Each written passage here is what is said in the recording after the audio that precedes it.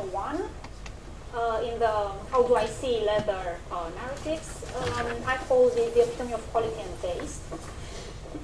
Factor 1 sees leather as possessing the ideal combination of aesthetic and practical qualities. Owning leather indicates an appreciation of quality in more than one sense. This view is based to a great extent on pragmatic considerations related to the physical characteristics of leather. In addition to this, the choice of leather comes across as an indicator of good taste and as a fashion statement. Leather articles are seen to create a classy and stylish appearance, and they also act as an indicator of social status. Overall, leather comes across as a timeless classic, an expression of elegance and sophistication. Factor 2a.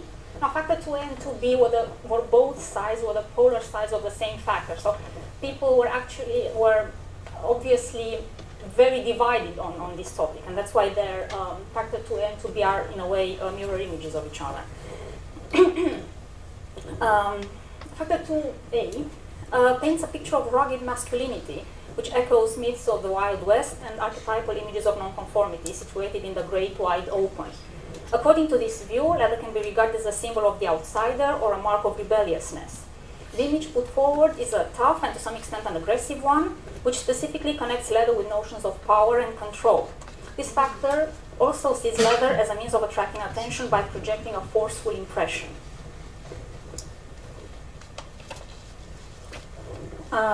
Now, factor 2b, the mirror image of factor 2a.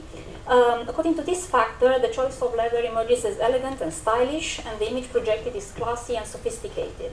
Participants who endorse this account describe leather as a sensual material with erotic appeal and therefore potentially seductive. This depiction of so there you go. This depiction of leather was particularly associated with a feminine image. Factor 3 looked at leather from a critical, sometimes slightly cynical point of view. It regards this choice as highly controversial and as causing ethical concerns, including in connection with animal welfare. This account recognizes the multiple representations surrounding leather and acknowledges that the choice of leather is often driven by practical considerations such as durability and affordability. However, it does not see it as elegant or stylish. Overall, it is an option determined by practicality, but at the same time very ethically questionable. According to factor 4, leather appears as energetic and vibrant, a way of standing out, and as projecting a sexy, attractive image. It is seen as fashionable and as a statement of personal style, and it creates a confident and seductive look. The image is reminiscent of heroes from popular culture. One participant mentioned James Dean and Rebel Without a Cause. Factor 5 again expresses a rather critical outlook. It regards leather as ostentatious, and its use as mainly driven by shallow fashion considerations. This choice is not considered elegant or attractive. On the contrary, it is strongly held that the leather option is beset with ethical issues and extremely likely to cause controversy, as it comes across as oblivious to animal welfare and has possible environmental effects.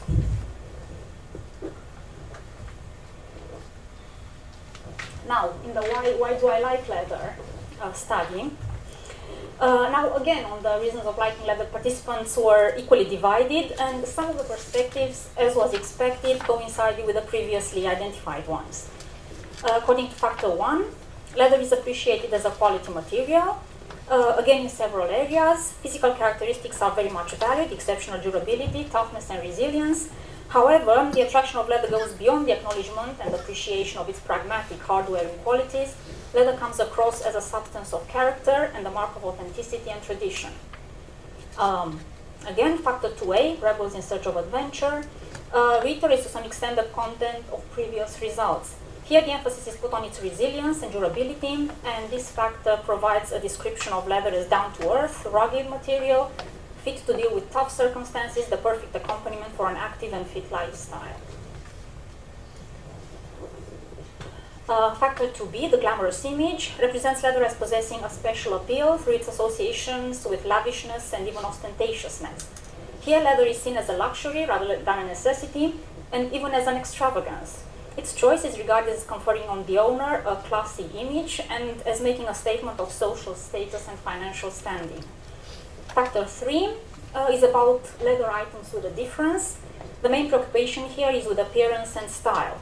Leather objects are appreciated for standing out, for breaking the mold, and the distinction is gained mainly through visual qualities, design or projection of glamour.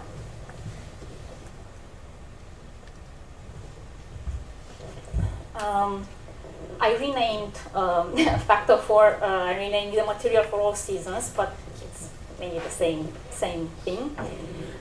This factor regards leather as successfully combining practical qualities with aesthetic appeal. Its main merit is seen to be a general capability to withstand adversity through toughness, resilience, and durability. Besides this pragmatic approach, the sensory aspects play an important part. The smell and feel of leather are seen as special and convey sensuality and a luxurious feeling. For factor 5A, the feel-good option, considerations of comfort, reliability, and versatility are central and make the choice of leather a sensible and practical decision. Pragmatism, however, is not the only reason for choosing a leather article. Leather is seen as looking good and being quite pleasant to the touch, as well as having a certain style and a contemporary fashionable image. The image put across by that factor, again, factor 5A and factor 5B are mirror images of each other. So we had the feel-good option, and now the polar opposite is the exotic choice. According to this factor, the choice of leather is an exciting one, where physical attributes combine with symbolic elements to instill a sense of thrill and stimulation. Leather is seen as a material with a special character, very unique in appearance, associating with adventure and open spaces, as well as with images with tradition and authenticity. Finally, factor 6, protection in style, offers yet another account in which the practical features of leather and the symbols attached combine to represent it as a provider of safety and quality. Here, the longevity and resilience come associated with both fashion and status. The combination of these qualities suggests leather objects being used to convey a certain position of status.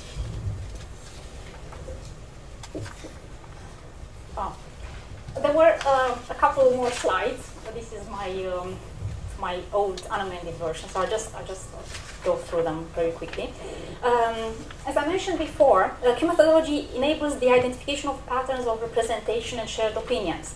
In doing so, it allows a glimpse of the social and cultural background, offering a snapshot of cultural definitions at a particular moment in time. Notions of gender were a case in point. As we know, descriptions entail, when we describe an object, we use very much to portray what that object is and as well what that object is not. So in the study which looked at general imagery of leather, leather appeared mostly as unfeminine, in the sense that the term was generally placed in the grid, in the negative area of the grid. The only situation where leather was associated with femininity was in the elegance and sophistication factor. There it came associated with elegance, beauty, sexiness, and eroticism.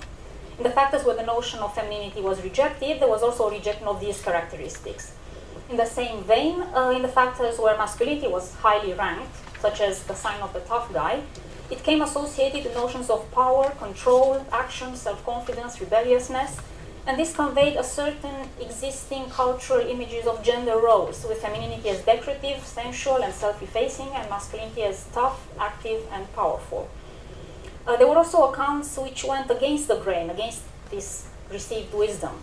Again, in the general imagery, factor 4, a matter of excitement and seduction, masculinity came associated highly with style, seduction, sexiness, and eroticism, an image that attracted attention and had fetishistic connotations.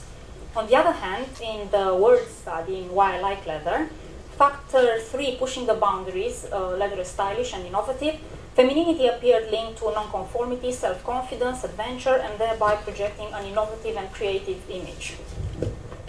So, in conclusion, these narratives, the ones that I've just spoken about, are not exhaustive of the representations of leather, as they have emerged obviously from a limited number of participants. However, they exist, they're out there, they have a place in society, and are a reflection of the historical, social, and cultural environment.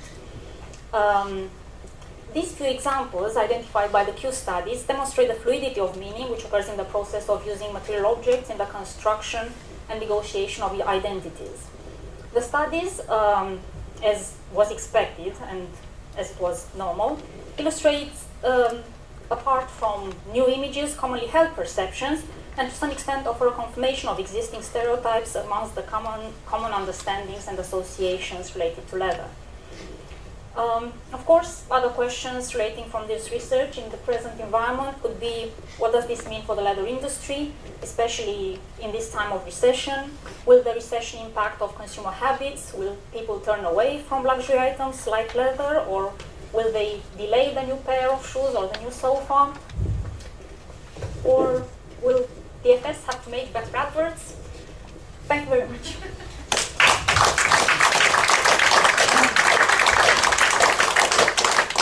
Thank you very much for that insight into people's perceptions. I'm sure that if we could all better understand them as manufacturers, we would reach more people with products.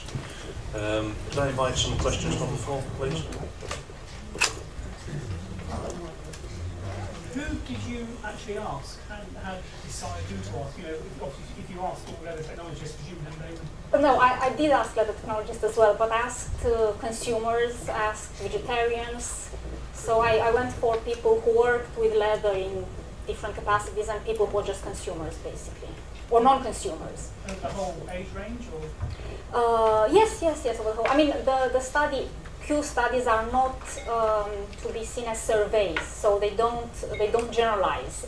They just sort of provide an insight. They provide a sort of starting structure, and then you can work from there to devise surveys. But I mean, they work with limited numbers of people because how it worked, the grid that I just shown, people arrange the cards, the statements, the words in the grid. And then those grids are input in a computer program, and that factor analyzes the responses.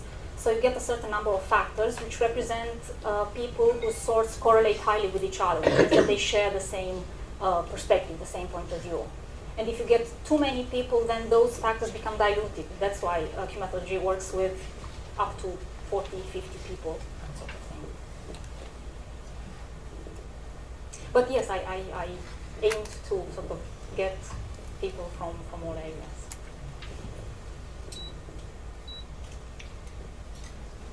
Amanda at the back. How do you propose to utilise the conclusions that you've come to? Are you going to give them to sell them perhaps to a marketing company, or what will happen with the results that you've got? Well, I mean, I haven't thought that far, but at the moment I'm using them for my the second part of my PhD, in which I analyze the actual processes in which objects are used and are talked about in describing identities, or the way in which people use objects to justify certain positions, certain attitudes, ways of life. Could you use the same methodology to compare other materials and then see how you build up a pattern of comparison between different types of materials with leather, and see how people respond differently, or will people respond in different ways? Yes, you can. I mean, in the sense that Q methodology has been used in, in political sciences, in medicine, because it identifies common ways of looking at things. So I suppose if you would compare different materials, you would look for things that they can be compared on the basis of those things. So yes, so you could see how on those characteristics that you want to follow up, how people load on them in relation to different materials. It's a very versatile method. But again, I mean, it deals with subjectivity, so it doesn't deal with facts. It deals with how people see things. So the statements and the words are not sort of solid facts that can't be disputed. That's the whole ethos of Q methodology, the fact that people arrange the items according to how they feel about the topic in question. So that's why meanings change between. But are you trying to get to the point of understanding why people make decisions that they do based on material perceptions? Yes, yeah. I mean, probably less so through Q methodology, because that just identifies patterns, but through the subsequent analysis of the interviews. Yeah. Because there seems to be some difference between mechanical leathers and, say, 16-button length habits gloves. Yeah. One would have definite erotic, and the other one would have Less so. it's mechanical properties. Yeah, yeah. But then again, they deal with different. I mean, not many people probably know a lot about technical leathers, whereas this study was aimed not necessarily as professionals as technicians, but as just the public at large. And I was amazed at how little the public at large knew about leather, actually. Not that I knew a lot, but yeah, I'm learning. Tell me why public perception about leather is that it's a natural product, and yet designers are not prepared to accept the natural characteristics of that leather. Well, I think We did a study at Detroit Motor Show, which we were leather, and we asked the public if they would be prepared personally to accept the natural features of leather, and to a man, woman, that they all essentially said that they would, and yet designers of these materials in vehicles, in leather goods, are not prepared to accept natural characteristics. what sort of the Scars and you know, marks I mean, and essentially, our articles are made to look like vinyl. Why? Why can we not get over to the public that it's a natural product and use natural features to enhance the individuality yeah, of that product? yeah. Well, I mean Because that's you're selling to the wrong market. You're selling to a mass market where they don't want that. Where you're using the individual characteristics of an animal, it's a niche market, a very niche market. and probably it's to do with how much people know. I mean, really, because they might not think, even if probably the back of their heads know that the leather comes from a cow or a pig, but they don't know much about how that cow lives, for instance. It doesn't know that it sort of scrapes against fences and is, I don't know, bitten by mosquitoes and that sort of thing. So maybe it's an education process. Maybe they should be made aware of the fact that these characteristics contribute to the unicity of leather, basically. I agree with you there, Anca. It's amazing how many customers of leather believe that it comes on an endless roll delivered to their factory, and they should be able to cut any size of panel out of the leather delivered to them. They don't understand that the shape of the hide proposes certain limits. I think Amanda's got a point. Yes, I just wanted to respond to what David said about, why do we have to make leather look like vinyl? Why won't the consumer accept the characteristics that it's born with? I think it's because the consumer only buys what they're presented with. If they are presented with leather with its natural characteristics, they would probably quite accept it. But it's the designers, as David said, who won't accept it, and therefore the consumers are never presented with it. I don't think it's the designers, I think it's the people in the cutting plants that don't want any aggro. It's not based on anything real, it's based on, well, if this panel is absolutely perfect, then it'll go straight through every single QC check and nobody can disagree with it. If there's not a scar on it at all, then somebody who's a job's worth is liable to raise Yes, the you're query probably on it. right, but it's not the consumer. It's not the consumer that dictates that you make it look like You vinyl. occasionally see in some furniture shows or places cushions come with neck wrinkles back and centre on them, and the chairs look fantastic and they seem to sell really well. You put a neck wrinkle into an automotive seat and it I think at that point I perhaps ought to let Colin have a word from the hello. I think all the points that have been made are very good points, but the one that's missing is that we don't. I'm from Bentley, by the way. We don't ask the customers what they want.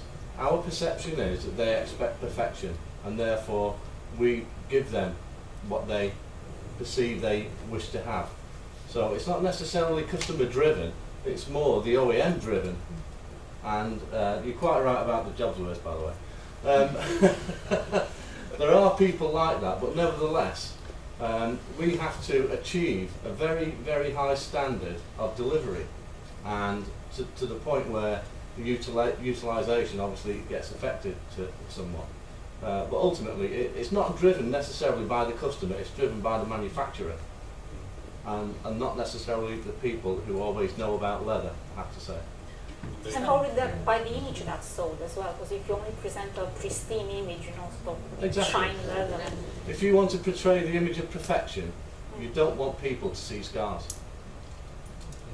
Valid point.